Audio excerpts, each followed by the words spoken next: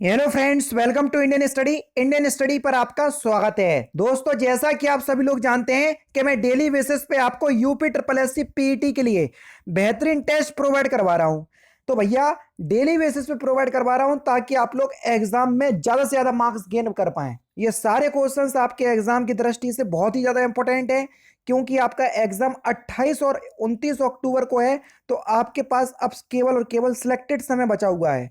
मुश्किल से आपके पास 40 से 45 दिन का समय बचा हुआ है, ताकि आप जो है वो बेहतरीन प्रिपरेशन कर पाएं। तो टाइम को ना वेस्ट करते हुए पहले क्वेश्चंस की तरफ बढ़ते हैं। रक्त होता है क्या? जल्दी से बताओ। ये क्वेश्चंस आपका एग्जाम में पूछा जा चुका है।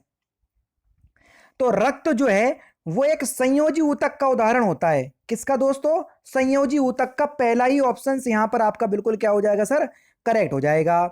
नेक्स्ट क्वेश्चन, निम्नलिखित जंतुओं में से किसमें 3 प्रकोष्ठ वाला हृदय होता है? जल्दी से बताएं। 3 प्रकोष्ठ वाला हृदय किसमें होता है? तो आपका जो सही आंसर हो जाएगा वह हो जाएगा मेढक, यानी कि चौथा ऑप्शन करेक्ट। मेढक जो है वो एम्फीबिया वर्ग में आता है। इनमें सभी प्राणी जो है वो उभयचर होते हैं और ये असम तापमापी भी होते हैं। ठीक है ना? इनके हृदय 3 बेसमी होते हैं। ठीक है, जिसमें 2 आलिंद और 1 निलय होता है। नेक्स्ट क्वेश्चंस, भारी जल क्या है? शीतलक है, मंदक है, एक प्रकार की औषधि है या ईंधन है? तो अगर हम भारी जल की बात करें दोस्तों, ये मंदक का काम करता है। दूसरा ऑप्शन यहां पर आपका बिल्कुल क्या हो जाएगा सर? करेक्ट हो जाएगा।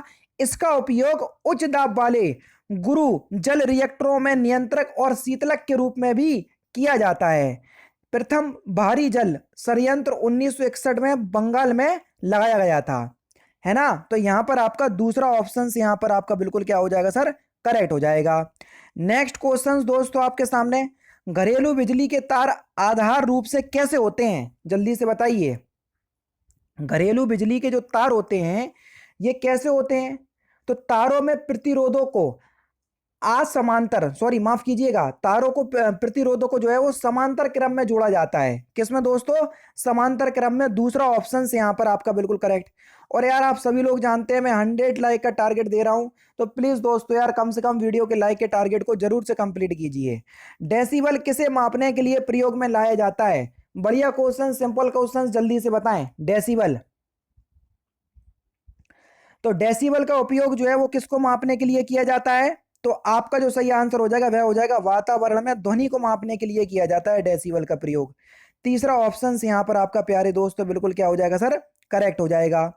सिंपल क्वेश्चन से आपका, कामायनी के रचनाकार कौन है? बेहतरीन क्वेश्चंस, बढ़िया क्वेश्चंस, जल्दी से बताएं। कामायनी के रचनाकार की अगर हम बात करें कि कामायनी के रचनाकार कौन है, तो आपका जो सही आंसर हो जाएगा वह क्या हो जाएगा सर? जयशंकर प्रसाद। पहला ही ऑप्शन यहां पर आपका बिल्कुल करेक्ट हो जाएगा। ये छायावाद युग के प्रसिद्ध कवि हैं। दूध का धुला होना, इस मुहावरे का सही अर्थ क्या है? जल्दी से बताएं। दूध का धुला होना यानी कि निर्दोष होना। पहला ही ऑप्शन यहां पर आपका बिल्कुल करेक्ट होगा। वर्तनी के आधार पर सही वाक्य का चयन करना है 38 में, जल्दी से बताएं। तुम इसका दाम देते जाओ, यानी कि दूसरा ऑप्शन बिल्कुल करेक्ट हो जाएगा। कौन सा जोड़ा समरूपी भिन्नार्थक है? बढ़िया क्वेश्चन से, जल्दी से बताओ। समरूपी भिन्नार्थक यानी कि जो जिनका रूप तो समान है, भिन्नार्थक लेकिन अर्थ जो है वो भिन्न यानी कि अलग है। अवधि और अवधि, ये दोनों जो है वो समरूपी भिन्नार्थक हैं। अवधि का मतलब होता है काल समय और अवधि का मतलब होता है अवध क्षेत्र की भाषा, है ना? तो पहला ऑप्शन करेक्ट। चंद्रमा का पर्यायवाची कौन सा नहीं है? बढ़िया क्वेश्चंस, जल्दी से बताओ। तो सही आंसर आपका क्या हो जाएगा सर? सूत। सूत शब्द जो है ये सारथी का पर्यायवाची शब्द होता है। किसका? सारथी का, ना कि चंद्रमा का। तीसरा ऑप्शन करेक्ट। नेक्स्ट क्वेश्चन के निम्नलिखित में से कौन सी किताब सरोजिनी नायडू द्वारा लिखित नहीं है? बढ़िया क्वेश्चन है, जल्दी से बताइए। तो सही आंसर आपका क्या हो जाएगा? दी गोल्डन वर्ड। दी गोल्डन पुस्तक जो है ये सरोजिनी नायडू द्वारा लिखित नहीं है ना? यानी कि इस क्वेश्चंस का तीसरा ऑप्शन यहां पर आपका बिल्कुल करेक्ट हो जाएगा। इसके लेखक जो है वो है ग्रीम ब्रदर्स। ठीक है, बाकी तीनों पुस्तक सरोजिनी नायडू के द्वारा लिखी गई हैं। मोहिनीअट्टम नृत्य रूप निम्नलिखित में से किस राज्य से संबंधित है? मोहिनीअट्टम, तो मोहिनीअट्टम जो है ये कहाँ का है? केरल का है सर, दूसरा ऑप्शन करेक्ट हो जाएगा। निम्नलिखित में से कौन सी ग्रीन हाउस गैस नहीं है? जल्दी से बताओ, सिंपल सा क्वेश्चन। तो आपका जो सही आंसर हो जाएगा वह क्या हो जाएगा सर? नाइट्रोजन। ये ग्रीन हाउस गैस नहीं है, दूसरा ऑप्शन करेक्ट हो जाएगा। पारितंत्र के दो मूल घटक हैं, ठीक है, उन दो मूल घटकों का नाम क्या है? जल्दी से बताइए। पारितंत्र का मतलब इकोसिस्टम, तो दो मूल घटक कौन से हैं? अजैविक और जैविक, यानी कि जीवीय और अजीवीय। दूसरा ऑप्शन बिल्कुल क्या हो जाएगा सर? करेक्ट हो जाएगा। पोर्ट ब्लेयर किस राज्य की राजधानी है? सिंपल सा क्वेश्चन। पोर्ट ब्लेयर आप सभी लोग जानते हैं अंडमान और निकोबार द्वीप समूह की राजधानी है। पहला ही ऑप्शन करेक्ट हो जाएगा। निम्नलिखित में से कौन सी भूमि किसी भी देश के स्वायत्त में नहीं है? बढ़िया क्वेश्चन है, यानी कि पृथ्वी की ऐसी जगह जो किसी भी देश के अधिकार क्षेत्र में नहीं है। तो आपका जो सही आंसर हो जाएगा वह क्या हो जाएगा सर? जल्दी से बताइए। अंटार्कटिका, दूसरा ऑप्शन यहां पर आपका बिल्कुल क्या हो जाएगा सर? करेक्ट हो जाएगा। क्यों भैया?